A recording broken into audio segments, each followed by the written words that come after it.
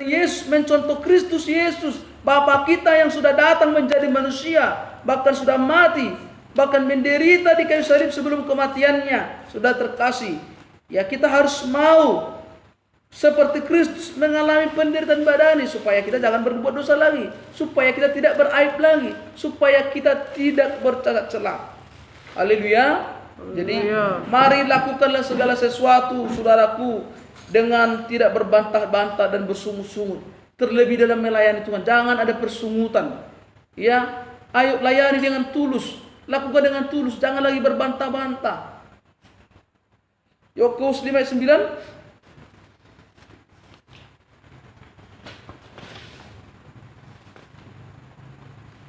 Saudara-saudara, janganlah kamu bersungut-sungut dan saling mempersalahkan, supaya kamu jangan dihukum. Sesungguhnya hakim telah berdiri di ambang pintu. Iya, jadi jangan lagi saling mempersalahkan, jangan bersungut-sungut. Ayo istri-istri, jangan lagi suka kerja mempersalahkan suamimu. Suami juga saling mempersalahkan istri. Jemaat juga mempersalahkan gembala hamba Tuhan. Ya, jangan saling mempersalahkan lagi. Hakim sudah di ambang pintu. Amin. Iya, jangan lagi saling mempersalahkan. Tapi mari saling membangun, saling mengampuni, saling mengasihi satu dengan yang lain. Haleluya. Karena hakim sudah di ambang pintu. Yesus datang sebagai hakim. Aku datang segera. Aku datang membawa upahku untuk menghakimi, untuk membalaskan setiap orang menurut perbuatannya. Itulah yang Tuhan Yesus katakan. Maka oleh sebab itu saudaraku yang terkasih dalam Tuhan, supaya kita jangan lagi berbantah-bantah, bersungut-sungut, saling mempersalahkan. Ya, yang kakak adik jangan saling mempersalahkan. Ya, abang dengan adik jangan lagi saling mempersalahkan, jangan bersungut-sungut. Ayo, tulus, jangan berbantah-bantah. Apalagi dalam melayani Tuhan. Baik dalam pekerjaan saudaraku, jangan bersungut-sungut, jangan lagi berbantah-bantah. Tujuan tadi yang pertama, supaya kita jangan beraib, supaya kita jangan bernoda, supaya kita jangan bercacat celah dan akhirnya binasa. Orang yang berbantah-bantah, bersungut-sungut, pada akhirnya akan binasa. Ada contoh di Alkitab, orang yang bersungut-sungut, orang yang berbantah-bantah, mereka binasa semua karena perbantah-bantahan mereka, karena persungutan mereka. Mari kita lihat ayatnya dalam 1 Korintus 10.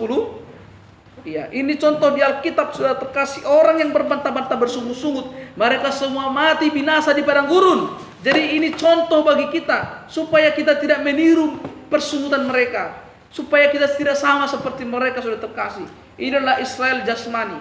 Jadi kita yang Israel rohani sekarang jangan lagi mengikuti itu. Haleluya. Silakan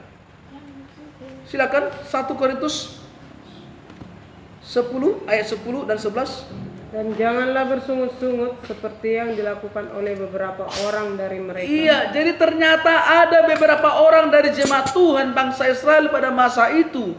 Mereka orang yang bersungut-sungut, mereka berbantah-bantah kepada Musa, mereka berontak kepada hamba Tuhan. Mari saya ingatkan kita semua di sini, jangan pernah berbantah-bantah, berontak kepada hamba Tuhan. Amin. Hamba Tuhan yang dipilih oleh Tuhan. Terus, sehingga mereka dibinasakan oleh malaikat maut.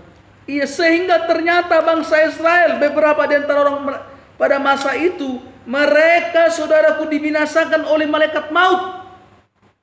Mereka binasa karena persungutan mereka. Mereka itu binasa karena mereka sendiri, karena ulah mereka, karena perbantah-bantahan mereka, karena bersungut-sungutan mereka. Terus, semuanya ini telah menimpa mereka sebagai contoh dan dituliskan untuk menjadi peringatan bagi kita yang hidup pada waktu di mana zaman akhir telah tiba. Iya, semuanya ini telah menimpa mereka sebagai contoh dan dituliskan untuk menjadi peringatan. Jadi saudaraku, apa yang terjadi dahulu di antara bangsa Israel, di mana mereka berbantah-bantah dan bersungut-sungut kepada Tuhan, mereka itu menjadi contoh bagi kita di akhir zaman ini, supaya saudaraku itu tidak kita tiru, supaya kita tidak seperti mereka sudah terkasih. Jadi mari, baik bekerja di rumah, bekerja di manapun, di ladang, di kantor, apapun yang kita kerjakan, terkhusus di dalam pekerjaan Tuhan, jangan bersungut-sungut, jangan berbantah-bantah, jangan berdalih-dalih, supaya nanti tidak binasa. Kalau dulu bangsa Israel mereka mati dibagat ular di padang gurun, coba ayat 9 mundur. Coba lihat ayat 9-nya. Mereka itu mati dibagat ular. Dan janganlah kita mencobai Tuhan, seperti yang dilakukan oleh beberapa orang dari mereka, sehingga mereka mati di pagut ular. Iya.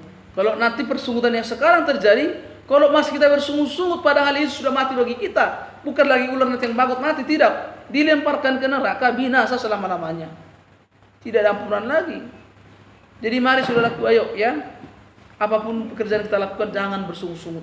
Lakukanlah dengan segenap hati kita, segenap kekuatan kita, seperti kepada Tuhan, bukan kepada manusia. Haleluya. Ya, supaya apa? Kita jangan beraib, bernoda, bercela, supaya kita tidak bercacat cela, supaya kita tidak beraib, supaya kita jangan binasa seperti contoh yang sudah ada terjadi, yaitu bangsa Israel. Mereka mati sebagian besar di padang gurun karena bersungut-sungut di pagut ular. Haleluya. Yang kedua, tujuannya saudaraku yang terkasih, supaya kita jangan berbantah-bantah dan bersungut-sungut, adalah 1 Petrus 1 ayat 16 dan 17, supaya kita kudus, ya. 1 Petrus 1 ayat 16 dan 17, silakan.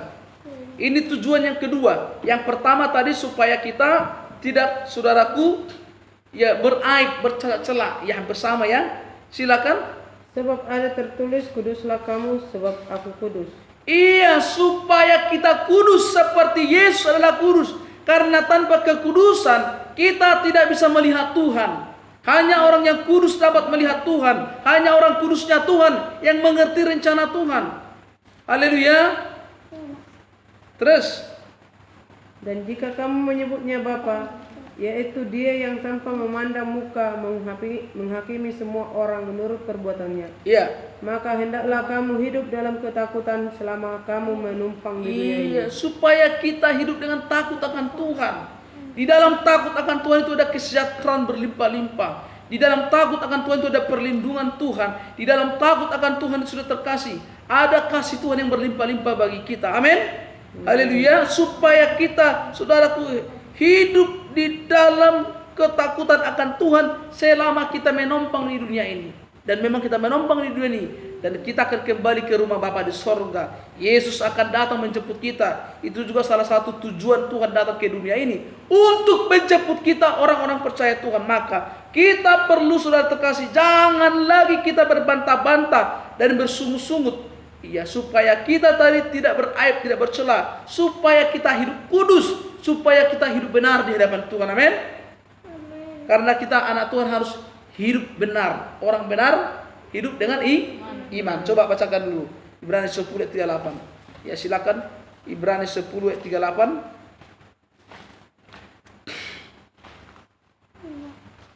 Tetapi orangku yang benar akan hidup oleh iman, dan apabila ia mengundurkan diri, maka aku tidak berkenan kepadanya. Nah, supaya kita, saudaraku, hidup kudus dan hidup benar, dan jangan mengundurkan diri. Amin. Ya, karena orang bersungut-sungut itu jadi mengundurkan diri. Nah, sama seperti bangsa, ya, bukan hanya bangsa Israel, ya. Di zaman Yesus ada 5.000 orang makan 2 roti 5 ikan, sudah terkasih. 2 ikan 5 roti. 2 roti 5 ikan, ya kan? Nah, mereka bersungut-sungut. Akhirnya mereka mengundurkan diri. Ya, supaya kita jangan demikian. Tetapi orangku yang benar akan hidup oleh iman, dan apabila ia mengundurkan diri, maka aku tidak berkenan kepadanya. Jadi saudara terkasih, perlu kita, saudaraku, hidup jangan bersungut-sungut, jangan berbantah-bantah, supaya kita hidup benar, hidup kudus di hadapan Tuhan, supaya kita jangan undur. Karena orang yang mau bersungut-sungut, mau berbantah-bantah, itu akan menjadi undur pada akhirnya. Bisa mundur. Ya, sudah ada banyak contoh bangsa Israel. Mereka undur, mereka berontak. Iya. Bahkan juga yang mengalami mujizat 2 ikan 5 roti. Saudaraku, terjadi kemunduran. Ya. Yang ketiga, supaya kita sempurna. Ini tujuannya. Silakan Matius 5 ayat 8. Haleluya, dalam nama Yesus. Glory, haleluya. Inilah tujuannya, saudaraku, supaya kita jangan berbantah-bantah Jangan kita bersungut-sungut. Karena itu haruslah kamu sempurna sama seperti Bapa di surga adalah sempurna. Amin. Jadi saudaraku yang terkasih dalam Tuhan Yesus Kristus dimanapun kita berada, jangan lagi kita bersungut-sungut dan berbantah-bantah supaya kita saudaraku dapat sempurna. Ayo orang tua, ya bapak-bapak, ibu-ibu, saudaraku terkasih jemaat Tuhan, jangan berbantah-bantah kepada Tuhan. Jangan berbantah-bantah kepada firman Tuhan. Ya, berbantah-bantah kepada firman Tuhan. Ya, sama seperti zaman Musa, bangsa Israel, mereka berbantah-bantah kepada Musa. Ternyata Tuhan itu menganggapnya jahat, sama dengan berbantah-bantah kepada Tuhan. Haleluya. Ya, juga orang-orang tua, ya, yang memiliki anak sudah terkasih. Ya, ayo anak-anak jangan berbantah-bantah kepada orang tua. Jangan bersungut-sungut. Orang tua juga jangan bersungut-sungut kepada anak. Anak juga jangan bersungut-sungut orang tua. Ayo mari saling menerima, saling mendoakan, saling membangun satu dengan yang lain. Jangan ada perbantahan, jangan ada perselisihan. Haleluya. Supaya kita sempurna. Karena itu haruslah sempurna. Jadi harus ada usaha kita untuk sempurna. Usahakanlah dirimu sempurna, upayakan. Jadi perlu berjuang kita untuk sempurna. Kalau keselamatan itu kan kasih karunia, anugerah Tuhan, bukan karena usaha kita. Tetapi kalau untuk sempurna ini perlu usaha, perlu perjuangan. Itu tugas kita. Roh Kudus juga membantu kita untuk kita berjuang supaya sempurna. Amin. Iya, yang keempat, supaya hati kita tidak terkontaminasi dengan dosa. Kenapa? Karena hati kita ini adalah tempat Roh Kudus berdiam. Amin. Dan supaya kita tidak kehilangan damai sejahtera kita. Karena kalau kita, saudaraku, bersungut-sungut, berbantah-bantah, maka kita akan bisa terkontaminasi dengan dosa. Akhirnya Roh Kudus meninggalkan kita. Akhirnya kita kehilangan damai sejahtera kita. Jadi itulah tujuan yang keempat, tujuan Tuhan. Tujuan firman Tuhan ini mengatakan kepada kita, supaya kita jangan berbantah-bantah dan bersungut-sungut, adalah supaya sudah terkasih, ya, hati kita ini tetap limpah dan Roh Kudus. Supaya tetap ada damai sejahtera. Coba dulu Amsal 4 ayat 23. Jadi inilah salah satu juga resep untuk menjaga hati dengan tidak bersungut-sungut. Ya. Jagalah hatimu dengan segala kewaspadaan. Jagalah hatimu dari segala kewaspadaan. Karena dari situlah terpancar kehidupan. Ya, karena dari situlah terpancar kehidupan. Nah, hati kita ini perlu kita jaga dengan segala kewaspadaan. Bagaimana cara menjaganya? Juga dengan tidak bersungut-sungut, dengan tidak berbantah-bantah, supaya hati kita tetap bersih, tetap tenang, tetap damai, tetap sukacita. Karena hati kita ini adalah tempat Roh Kudus berdiam. Silakan dari 2 Korintus 1 ayat 22. 2 Korintus 1 ayat 22. 2 Korintus 1 ayat 22. Silakan. Memateraikan tanda miliknya atas kita. Memateraikan tanda miliknya atas kita. Dan yang memberikan Roh Kudus di dalam hati kita. Dan memberikan Roh Kudus dalam hati kita. Sebagai jaminan dari semua yang telah disediakan untuk kita. Iya. Jadi Yesus Bapa kita itu memberikan kita Roh Kudus di dalam hati kita sebagai jaminan dari semua yang telah disediakan untuk kita. Ini dimateraikan, dijamin, ya. Beri tanda di tubuhku sebagai milikmu Tuhan, sebagai kepunyaanmu sendiri. Oh, ku rindu untuk menjadi mempelai perempuanmu. Ku cinta Engkau Yesus selamanya. Beri tanda di tubuhku sebagai milikmu Tuhan, sebagai kepunyaanmu sendiri. Jadi tanda kepunyaan Tuhan sendiri, tanda kepemilikan, artinya diberikan Roh Kudusnya di hati kita. Itulah tanda kepemilikan, itulah jaminan kita sampai kita beroleh bagian di dalam yang sudah Tuhan tentukan bagi saudara dan saya. Amin. Amin. Haleluya. Nah, jadi hati kita ini perlu kita jaga dengan cara tidak bersungut-sungut dan beraib dan saling mempersalahkan. Amin. Supaya hati kita tetap terjaga. Kenapa kita menjaga hati kita? Karena dari situlah terpancar kehidupan. Karena disitulah Roh Kudus kita berdiam. Ayo, teruskan. Dari Yohanes 14 ayat 27.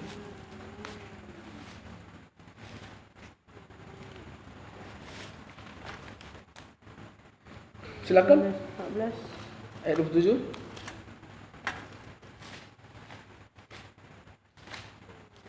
Damai sejahtera kutinggalkan Ya. bagimu, damai sejahtera kuberikan kepadamu, dan apa yang kuberikan tidak seperti yang diberikan oleh dunia Ya, kepadamu. damai sejahteraku kutinggalkan bagimu, damai sejahteraku kuberikan padamu, dan apa yang kuberikan tidak seperti yang diberikan oleh dunia kepadamu. Janganlah gelisah dan gentar hatimu. Nah, inilah tujuannya saudaraku, kita jangan bersungut-sungut, supaya kita jangan kehilangan damai sejahtera yang diberikan oleh Tuhan. Damai sejahtera yang diberikan Yesus ini saudaraku, ketika dia tak kalah dia naik ke sorga, dia mengirimkan kita damai sejahtera, meninggalkan kita damai sejahtera, dan itu tidak dapat dibeli di toko, tidak ada yang menjual, sudah terkasih, tidak dapat kita miliki dari manapun, sudah terkasih. Supaya itu jangan hilang, maka perlu kita jangan bersungut-sungut, jangan berbantah-bantah. Itulah tujuannya.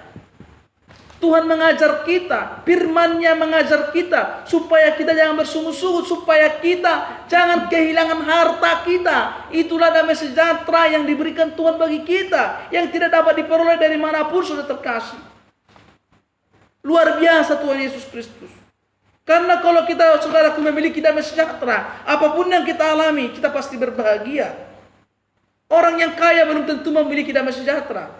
Orang yang memiliki banyak uang, punya jabatan, belum tentu memiliki damai sejahtera. Terbukti Sambo bisa membunuh orang. Kenapa? Karena kehilangan damai sejahtera. Bisa menipu, mencuri, membunuh, seperti iblis. Kenapa? Karena tidak memiliki damai sejahtera. Maka perlu kita memiliki damai sejahtera ini, supaya kita bisa mengasihi, supaya kita bisa mengampuni, supaya bisa kita menerima kekurangan orang lain, supaya kita bisa menutupi kesalahan orang lain. Dengan damai sejahtera yang kita peroleh, itulah tujuannya diberikan Tuhan kita harta yang berharga itu, yaitu damai sejahtera. Maka oleh sebab itu, supaya kita jangan kehilangan damai sejahtera ini, mari kita saudaraku hidup di dalam takut akan Tuhan. Jangan bersungut-sungut, jangan berbantah-bantah dan saling mempersalahkan. Hakim sudah di ambang pintu. Yesus akan segera datang. Tuhan Yesus akan segera datang. Tuhan Yesus akan segera datang untuk membalaskan kepada setiap orang menurut perbuatannya. Maka oleh sebab itu saudaraku tetap bersemangat, bersukacita. Jangan saling mempersalahkan. Haleluya. Terimalah satu dengan yang lain. Yang kelima, ya. Maka oleh sebab itu saudaraku, supaya kita tetap bersukacita dan bergembira senantiasa. Filipi 4:4.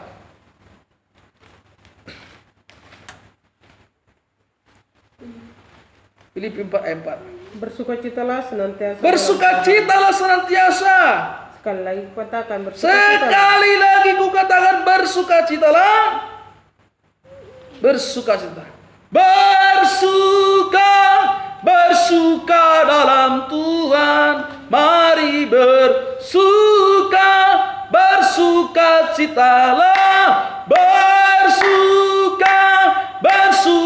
dalam Tuhan. Mari bersukacitalah. Haleluya. Mari selalu bersukacita dalam Tuhan. Bersukacita senantiasa, supaya jangan terjadi bersungut-sungutan, supaya jangan ada perbantah-bantahan, baik dalam rumah tangga, dalam bertetangga, dalam saudaraku, dalam pelayanan, di dalam penggemaran, dimanapun kita berada, baik dalam pekerjaan, supaya jangan kita bersungut-sungut, berbantah-bantah dengan siapapun, supaya kita jangan beraib, bercacat di hadapan Tuhan, supaya kita benar, supaya kita kudus di hadapan Tuhan, supaya kita sempurna, supaya kita layak menyongsong kedatangan Tuhan yang sudah di ambang pintu. Supaya kita jangan turut dihakimi sama dengan dunia ini, sudah terkasih.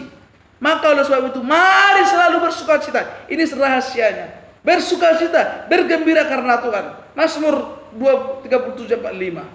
Mazmur 37:4 dan 5.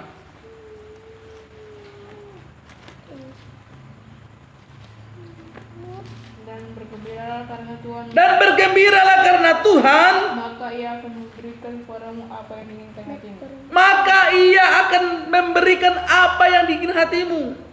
Bergembira karena Tuhan itu adalah obat yang manjur. Bergembira karena Tuhan, saudara terkasih, itulah harta kekayaan. Bergembira karena Tuhan itu tanda bukti kita dalam Roh Kudus dan Roh Kudus dalam kita. Bergembira karena Tuhan itu tandanya kita adalah anak-anak Tuhan. Bergembira karena Tuhan itu tandanya kita adalah ahli waris surga. Bergembira karena Tuhan itu tandanya kita hidup di dalam iman. Bergembira karena Tuhan itu tandanya kita hidup kudus, hidup sempurna dalam Tuhan. Mari selalu bergembira karena Tuhan. Jangan bergembira karena kau cantik. Jangan bergembira karena kau ganteng. Jangan bergembira karena kau kenyang. Jangan bergembira karena engkau sudah terkasih mempunyai uang yang banyak, punya jabatan, punya harta, punya tata dan sebagainya. Tetapi bergembiralah karena kau memiliki Yesus. Bergembiralah karena Roh Kudus. Bergembiralah karena Tuhan sudah terkasih. Itulah harta yang berharga. Dan Tuhan akan memenuhkan apa yang diinginkan hatimu. Dan kamu akan lepas dari dosa persungut-sungutan. Kamu akan lepas dari dosa perbantah-bantahan.